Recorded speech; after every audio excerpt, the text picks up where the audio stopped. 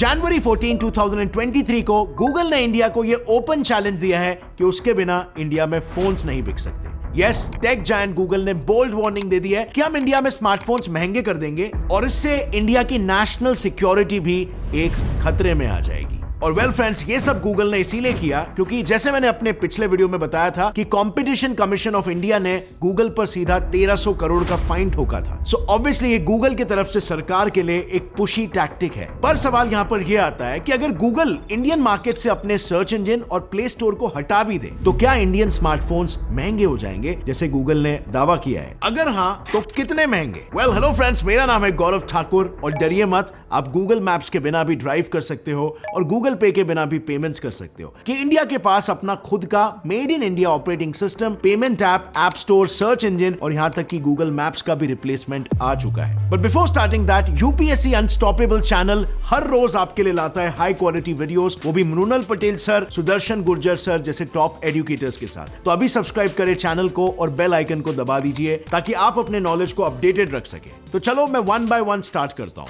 पर उससे पहले इसमें से कई सारे सॉफ्टवेयर्स के नाम आपने शायद सुने नहीं होंगे या आपको लग रहा होगा कि कम पॉपुलर है। दैट इज सोनली बिकॉज इनमें से कई सॉफ्टवेयर अभी भी अंडर प्रोसेस है या फिर वो पब्लिक डोमेन में अब तक वाइडली अवेलेबल नहीं हुए हैं। बट एनीवे, सबसे पहले तो एंड मोस्ट इंपॉर्टेंट, क्या आपको पता है इंडिया के पास अपना खुद का इंडिजिनसली डेवलप्ड ऑपरेटिंग सिस्टम है? मैं बात कर रहा हूं आईआईटी ग्रेजुएट्स द्वारा डेवलप किया गया भार ओएस की, जिसे 19 जन 2023 को आईआईटी मद्रास के स्टार्टअप ने ही लॉन्च किया था। वेल, इस ओएस के सक्सेस के पीछे का सबसे बड़ा रीजन है इसका ट्रूली इंडियन कैरेक्टर। पहली बात तो यह है कि इंडिया की सभी रीजनल लैंग्वेजेस में ये ऑपरेट करता है। दूसरी बात कि भार ओएस मोस्टली सभी made in India low cost mobile phones में यूज होगा। अब इस वजह से होता यह है कि रूरल इंडिया के लोग इसे आसानी से खरीद पाते हैं और उतनी ही आसानी से इसे चला भी पाते हैं। अब इस ओएस को और भी स्ट्रॉन्ग बनाता है इंडिया का अपना ऐप स्टोर कॉल्ड ऐप बाजार, अगर आपने इसके बारे में नहीं सुना हो तो। यस, गूगल और एप्पल के ऐप स्टोर की तरह खुद इंडिया का भी एक ऐप स्टोर डेवलप हो गया है जिसमें पेटीएम सहित ऑलमोस्ट 1200 ऐप्स अवेलेबल है। बट फ्रेंड्स, ऐप स्टोर्स की इस लड़ाई में ये अकेला ऑप्शन नहीं है। गूगल पर डिपेंडेंसी खत्म करने के लिए 150 इंडियन स्टार्टअप्स मिलकर एक और इंडियन प्ले स्टोर बनाने की तैयारी में, और इसमें कई बड़े बड़े नाम भी शामिल है जैसे पेटीएम के को फाउंडर विजय शेखर शर्मा, मेक माई ट्रिप के दीपक कालरा एटसेट्रा। इसके अलावा इंडिया के पास अपने 15 सर्च इंजन भी है जो आगे जाकर अगर जरूरत पड़े तो गूगल और सफारी का एक कंप्लीट ऑल्टरनेटिव बन सकते हैं। But you know what friends, India की तैयारी का सबसे इंटरेस्टिंग पार्ट है ये नहीं, ये गूगल मैप्स नहीं है, ये है मैप माई इंडिया। मतलब लिटरली हमारे देश भारत में गूगल मैप्स की जरूरत ही नहीं है क्योंकि अब रास्ता मैप माई इंडिया आराम से दिखाता है। ये नेविगेशन सिस्टम इतना इंडियन है कि ये जीपीएस के लिए भी सिर्फ इंडियन सैटेलाइट्स का इस्तेमाल करता है। वेल, मैप माई इंडिया इस मॉडल को गूगल मैप से भी बेहतर बनाने के लिए इसे 3D परफेक्शन दिए जा रहा है और इसमें उसकी मदद कर रहा है इसरो खुद। एंड हु नोस, अगर ऐसा ही चलता रहा तो हो सकता है जल्दी इंडिया ही काफी सारे दूसरे देशों में भी गूगल मैप्स की जगह लेने लगेगा। लेकिन अब आप सोच रहे होंगे कि हम अचानक से गूगल के ऑल्टरनेटिव्स की बात कर ही क्यों रहे हैं? सो वेल, बात ये है ना friends, recently competition commission of India ने गूगल पर 2 फाइन चार्जेस लगाए, एक 1337 करोड़ का और दूसरा 936 करोड़ का, क्योंकि गूगल पर यह आरोप लगा कि वो मार्केट में अपनी पोजीशन को मिसयूज कर रहा है और अपने ऐप स्टोर की मदद से मार्केट पर कब्जा करने की कोशिश कर रहा है। बेसिकली मार्केट में अपनी मोनोपोली बनाने के लिए जिससे कोई इंडियन कंपनीज डेवलप ना हो सके। अब गूगल ये करता कैसे है? Listen carefully. सो आपने नोटिस किया होगा जब भी आप कोई एक नया एंड्रॉइड फोन खरीदते हो तो उसमें गूगल की सभी बेसिक एप्स जैसे यूट्यूब, गूगल प्ले, गूगल पे, गूगल मैप्स एटसेट्रा पहले से ही इंस्टॉल्ड होती है और हमें ऑब्वियसली इससे कोई फर्क नहीं पड़ता। I mean it's not a big deal, right? पर सीसीआई के अनुसार ये एक वेल प्लान स्ट्रेटजी है। ओके, आप खुद सोचो, ज्यादातर लोग एंड्रॉइड यूज करते हैं जिसमें गूगल का ओएस प्री इंस्टॉल्ड आता है, तो नेचुरली लोग किसी और अल्टरनेट ओएस को यूज करने के बारे में सोचते ही नहीं और इसी बात का फायदा उठाता है गूगल।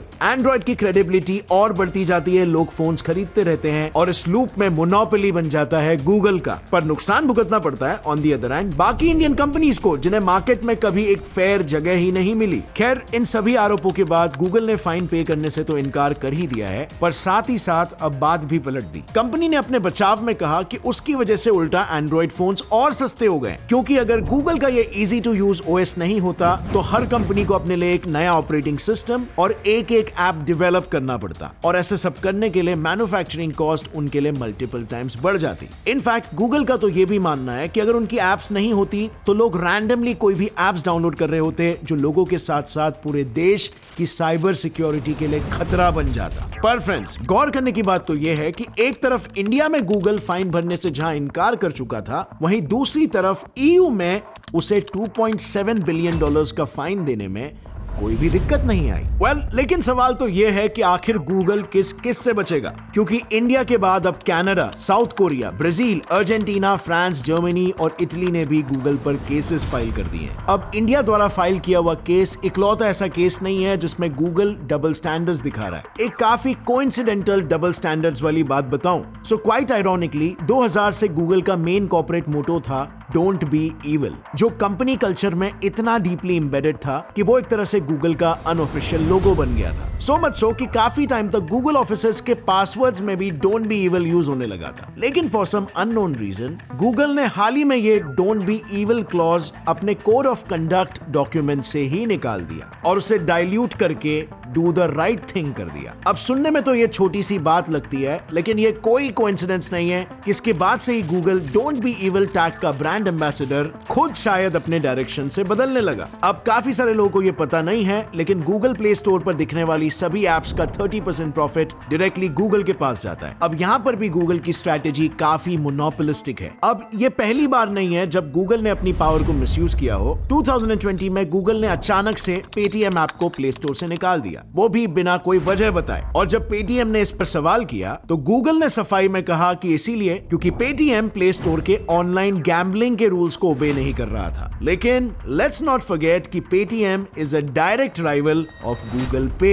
सो शायद ऐसा भी हो सकता है ना कि गूगल ने जानबूझकर पेटीएम को टारगेट किया। एंड पेटीएम इकलौता नहीं है, भारत मैट्रिमोनी भी गूगल के बुलिंग का विक्टिम बन चुका है। और इसीलिए मैट्रिमोनियल साइट भारत मैट्रिमोनी ने गूगल के खिलाफ केस भी फाइल किया और गूगल को एंड में 136 करोड़ का फाइन पे करना पड़ा। अब फ्रेंड्स, इतना फाइन पे करने वाली कंपनी आखिर पैसे कैसे कमा रही है, ये सवाल आपके दिमाग में आ रहा होगा। गूगल एड्स के थ्रू मेजॉरिटी। गूगल का 96% अर्निंग्स तो एड्स के थ्रू आता है। अब जरा वापस भारत मैट्रिमोनी पर चलते हैं। सो भारत मैट्रिमोनी ने कुछ कीवर्ड्स को ट्रेडमार्क किया था, लेकिन गूगल ने ये कीवर्ड्स उसके राइवल कंपनीज जैसे शादी.com और जीवनसाथी.com को ही बेच दिया, जस्ट बिकॉज इन कंपनीज ने उसे ज्यादा अमाउंट में पे किया। So for example, Bharat matrimony के ट्रेडमार्क शब्द है तमिल मैट्रिमोनी, लेकिन अगर आप गूगल पर तमिल मैट्रिमोनी सर्च करते हो तो आपको शादी.com और जीवन साथी के एडवर्टाइजमेंट्स और वेबसाइट्स दिखेंगे, ना कि भारत मैट्रिमोनी के। अब ये बेसिकली एक तरह से अनफेयर कंपटीशन करवाने जैसा हो गया। और ये चीज सिर्फ भारत मैट्रिमोनी के साथ ही नहीं, बल्कि फेसबुक, अमेजॉन, मेक माई ट्रिप, माइक्रोसॉफ्ट और फ्लिपकार्ट ने भी गूगल के खिलाफ ऐसे ही सर्च रिजल्ट्स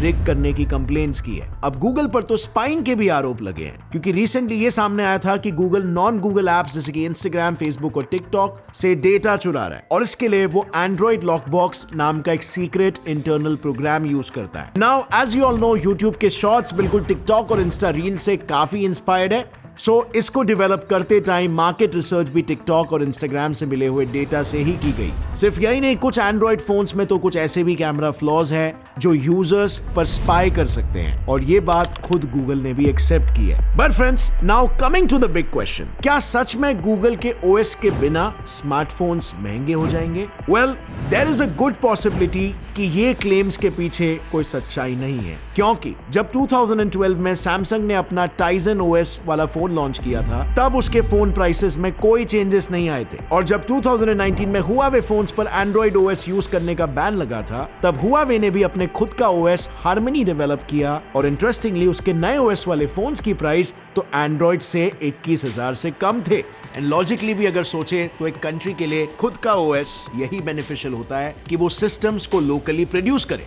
सो गूगल के बिना लाइफ इमेजिन करना जितना इम्पॉसिबल मे बी आप लोग को लग रहा है, उतना एक्चुअल में इंडिया की पोजीशन से अगर देखा जाए तो है नहीं। एंड सीसीआई ने भी राइटफुली गूगल को अकाउंटेबल ठहराया है। अगर इस फुल केस को डिटेल में आप जानना चाहते हो कि गूगल पे क्या क्या आरोप लगे हैं और गूगल ने उसका जवाब कैसे दिया, तो इस पर मैंने ऑलरेडी एक वीडियो बनाया है, जिस पर आप यहां पर क्लिक करके जिसे देख सकते हो। काफी इंटरेस्टिंग वीडियो है और आपको जानना चाहिए। और अगर इस वीडियो से आपको कुछ भी नया सीखने मिला, एक लाइक जरूर ठोकना। Gets and fly fact channel को भी सब्सक्राइब कर लो और बेल नोटिफिकेशन दबाओ, ताकि आगे आने वाली हमारी कोई भी वीडियो की अपडेट आप मिस ना कर सको। और फ्रेंड्स, जाने से पहले यूपीएससी प्रीलिम्स 2023 में अब बस 5 महीने रह गए, और इसीलिए अनअकैडमी लेकर आ रहा है लास्ट 2 इयर्स के मोस्ट इंपॉर्टेंट करंट अफेयर्स की कंप्लीट कॉम्पाइलेशन, वो भी बिल्कुल फ्री में। इस सीरीज में सब्जेक्ट वाइज टॉपिक्स को कवर किए जाएंगे बाय इंडियाज टॉप एजुकेटर्स। इस सीरीज को देखने के लिए चैनल को अभी सब्सक्राइब कर लो और साथ ही में डिस्क्रिप्शन में दिए गए मेरे कोड से आप पा सकते हो exciting offers on Unacademy subscription. See you next time, friends. Till then, as always, stay curious, keep learning, and keep growing. Jai Hind!